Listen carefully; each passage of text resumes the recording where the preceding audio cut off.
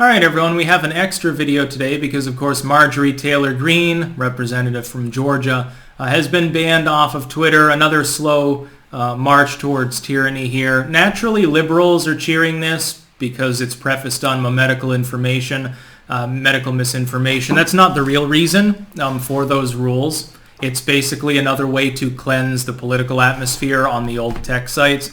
They're alienating a lot of their own users, and so there'll be links in the description. First to the story, of course, archived, of course. Second, she is on Telegram, and third on Getter, so I'll put those links there. You can follow her material. Now, first and foremost, in full disclosure here, of course, I'm not a super fan of Marjorie Taylor Greene because she does the Jesus Republican thing more than maybe the populistic side par excellence, like with Trump, certainly more like a Rand Paul. And of course is a non-evangelical and a skeptic towards the concept of state and religion mixing it all. I'm not really necessarily into that, but she shouldn't be silenced. Her constituents, fundamentally, who voted for her, are additionally silenced, and that's another big thing for me. When an elected official who has been voted for by members of the public, regardless of what composition of that constituency actually voted for them, those people effectively are being silenced by multi-billionaires and globalist corporations. Those same corporations are effectively already public edifices. It is the public square. As I pointed out before, one of the biggest arguments against this sort of behavior is really the fact that government goods, services, USGS alerts, etc., NOAA, and figures are platformed at all by these platforms. To the point where you've got Thomas and a few of the other SCOTUS justices weighing in on issues like this and saying, maybe they need to be regulated as public utilities. I don't like the idea of regulating big tech. I don't like the idea of government meddling in the internet at all. But when you've got people who are adjacent to government anyway, they donate to government figures, selecting which ones of them can or cannot speak on spurious charges of medical misinformation at this point, that's a really big problem. I see so many people that claim to be liberal. They claim to be enlightened individuals, and they're the same kind of people that say we must fight for democracy. We must fight for democracy by handing over the key of the city to a bunch of unelected billionaires to choose what information the public is or is not allowed to absorb. The whole concept that there's any danger in medical misinformation, which simply happens to be opinions not shared by medical complex itself, by Big Pharma, by the WHO or whatever, the idea that number one is propaganda and therefore needs to be curtailed, it's disinformation from the Russians trying to kill grandma, or that it's dangerous at all, is ludicrous. No, the Tide Pod challenge was dangerous. Most people, of course, knew better than to smoke their Tide Pods or eat them. This is not dangerous. Citing statistics, which I'm sure she'll explain in a thread on Getter and Telegram. She's on Gab, but I don't know that she's herself actually active. I think it's just an automatic collation of the Twitter feed, which means that would potentially go dead. The idea that citing statistics, whether or not they're accepted by Twitter, should be bannable is ludicrous as well. Twitter is not a medical edifice. Twitter is not comprised of medical doctors. It's probably not a coincidence that Jack Dorsey steps down and the rate of purging on Twitter immediately increases. That's probably not coincidental. This is a condemnable move, and I guess 2022 really is off to a great start now because you've also got the removal of Joe Rogan material. Again, tends to be, as far as semi-independent commentary, more on the innocuous side, certainly than what you get from individuals without corporate contracts. That's police too. You've had this happen over and over and over again. The tech firms have become dangerous to democracy. Yet lemmings, people who don't understand the way in which corporate money works, morons in society, they'll cheer this. Oh, well, thank you for saving us from medical disinformation. Because I'm so stupid that I couldn't tell that it was wrong if I had never encountered it. I would have automatically believed it. That's horseshit. At this point, all of these issues are so hyper-politicized, half of the people wouldn't believe you if you said that the sky was blue. It's not dangerous. It doesn't need to be policed. It wasn't on the internet until very recently. And magically, despite SARS, despite the Ebola pandemic, Despite everything else that's happened since social media became a thing, and you had that instant transference of information to large groups of people beyond the dot-com era. Ever since you had mass email listings and tweets and all these things, which have been around for a very long time now, despite all of that material being there, society was not upended. There was no mass chaos as the result of this. This is, let me tell you, more sinister in the corporate sense.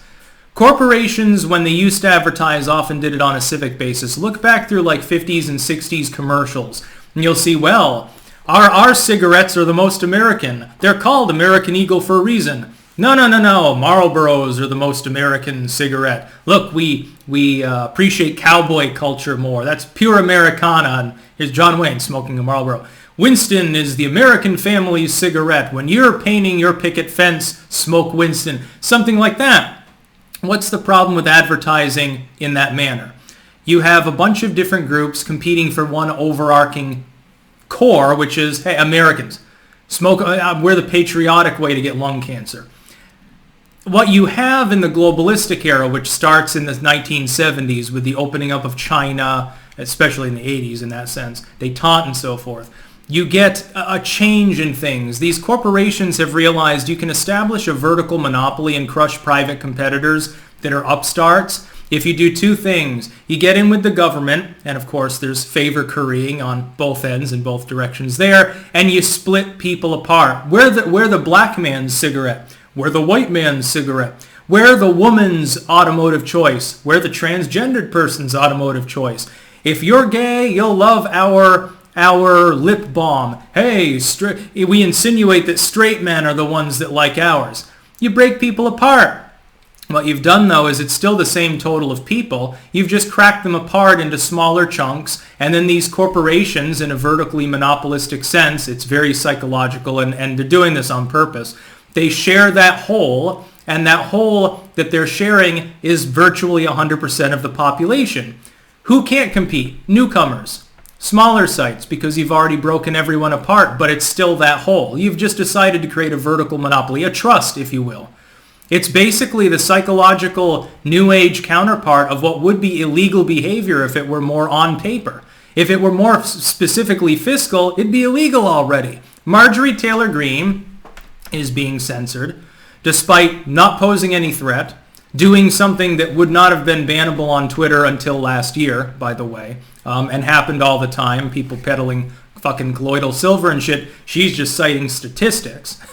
Whether you disagree with them or not, it's just raw math, and apparently people feel threatened by that. Now you've got several hundred people, 100,000 people that represent her constituents. They're being deprived of part of the public square in order to interact with a person that they pay to represent them. That person who represents a constituency, is in Congress, was duly elected, is deprived potentially, midterms approach, all the House members are up, of one way to campaign. Now her official page, that was her personal page, the official page is still there. As we saw with Trump, we're likely to see with Marjorie Taylor Greene. Because one account's gone, and she potentially can use the other one herself, they'll probably ban that one too. So I love it when I see idiots, fucking complete morons, saying that this is a good thing. This is a virtue. We're defending democracy by peddling non-free speech. We're defending democracy by telling billionaires to censor more. We even openly encourage it. Klobuchar does this every time she fucking speaks in Congress. We need to do more to tackle this disinformation, which inevitably happens to be the opinions of people that I would potentially be running against or that would criticize me. It's bullshit. It's straight up propagandistic bullshit. It's jackbootery. I see people cheering this on in replies on various platforms. You're jackbooters. But you're not the one wearing the boots. You're going to keep it clean. You're going to keep licking the little pebbles and the dog shit off of that boot. And apparently that makes these people happy because they're that fucking pathetic. That weak-minded, that infantile. They got the mentality of goddamn 3-year-olds. That 3-year-old's probably more intelligent. They'll break rules sometimes. These people won't. Corporation tells them, hey, there's a compelling reason why people shouldn't be allowed to wear dark colors. It'll absorb more sunlight and add to global warming. The first thing these people would do is sign a change.org petition to mandate that you can only wear white clothing. By the way, you should wear it on your head too. Some of you have dark hair, and then it started to look like a Klan hood. These people would gloss over. They wouldn't even notice. You could get these people to do anything with mind games. They're absolute morons, complete idiots. And just think, those people vote. That's probably another big problem. Let's face it. Twitter should not be doing this. She should be unbanned, but she won't be because they'll stick to their stupid guns. And they'll be cheered on by people who don't like Marjorie Taylor Greene. If you have to say, I support free speech, but you don't support free speech. And if you're like, oh no, I don't support censorship, I don't support book burning, but your particular book is really dangerous. How do you know that it's dangerous? Like with medical misinfo, these people are saying, well, if you're talking about COVID and you're wrong about it, that's a danger to society. Where did you hear that it was a danger to society? You heard it from billionaires. You heard it from big tech and legacy media and their allies in Congress and people like that. You heard it from what is effectively a vertical monopoly / oligarchy, which operates under what a loose definition of fascism would entail. And you believe them, you trust them, and you even go out of your way to attempt to promote their billionaire ideology. It's just straight up horseshit. These people don't know what they're talking about, but they have very forceful opinions. The way to get leftoids, the pro-censorship crowd tends to overlap with that, at least to some extent. Do you know how do you get them riled up? Go onto their feed and just say, I disagree with you to anything they posted. A normal person say, oh, well, why do you disagree with me? What was wrong? That's a normal person's response. Their response will be, oh, you fucking moron, you're a Nazi. They were, quick, everyone, I'm being raped. Report this person. That's how they react. Morons, the dross of society, the little lemmings. That's about all. Peace out.